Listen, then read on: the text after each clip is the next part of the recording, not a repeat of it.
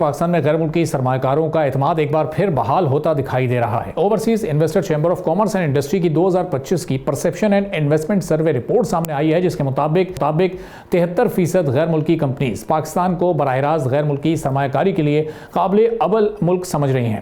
یہ شرح 2023 میں 61% تھی، جو واضح بہتری کی نشاندہی کرتی ہے۔ اس سروے میں 200 سے زائد ملٹی نیشنل کمپنیز شامل تھیں جو پاکستان کے مختلف شعبوں میں کام کر رہی ہیں۔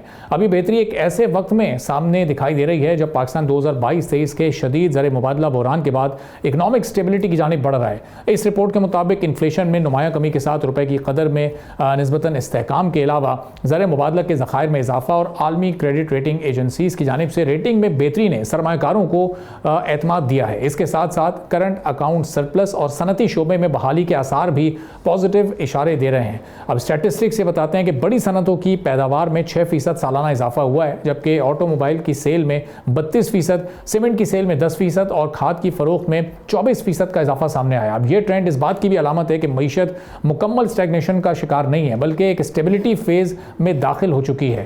لیکن رپورٹ اس بات پر بھی زور دیتی ہے کہ یہ بحالی ابھی فریجائل ہے۔ حالانکہ مہنگائی 23.4% سے 4.5% کی سطح پر آئی ہے، لیکن مستقل پالیسیز کے تسلسل کے بغیر معیشت کو اب بھی خطرات لاحق ہو سکتے ہیں۔ جبکہ پچھلے سال کے مقابلے میں فارن ریزروز میں 55% کا اضافہ ہوا۔ غیر ملکی انویسٹرز اگرچہ پاکستان کو پریکٹیکلی وائبل مارکیٹ سمجھ رہے ہیں، مگر ان کی اپروچ میں اب بھی بہت احتیاط کا رویہ شامل ہے۔ زیادہ تر کمپنیز بڑے پیمانے کی انویسٹمنٹس کے بجائے مرحلہ وار اور محدود انویسٹمنٹس کو ترجیح دے رہے ہیں۔ اس کی بڑی وجوہات میں پیچیدہ ریگولیٹری سسٹم کے ساتھ ٹیکس ریفنڈز میں تاخیر کے علاوہ قوانین کے نان یونیفارم جو مسائل ہیں اور وفاقی اور صوبائی اداروں کے درمیان کمزور ہم آہنگی شامل ہے۔ توانائی کی بڑھتی ہوئی قیمتوں کے ساتھ را مٹیریل کی کاسٹ میں اضافہ بھی انویسٹرز کے لیے بڑی تشویش کا باعث ہے۔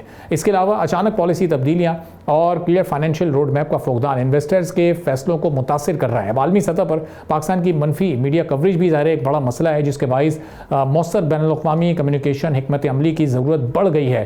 اب ایکسپرٹس یہ کہتے ہیں کہ اگر حکومت ریگولیٹری اصلاحات کے ساتھ پالیسی کی کنٹینیوٹی کو برقرار رکھے، کاسٹ میں تھوڑی سی کمی کرے اور امیج بلڈنگ پر سنجیدہ اقدامات کرے، تو پاکستان نہ صرف موجودہ انویسٹرز کو برقرار رکھ سکتا ہے، بلکہ آئندہ شاید 2 سے 3 سال میں ٹیکنالوجی کے ساتھ فارما کے علاوہ FMCG اور رینیویبل انرجی جیسے سیکٹرز میں نئی غیر ملکی انویسٹمنٹ بھی حاصل کر سکتا ہے۔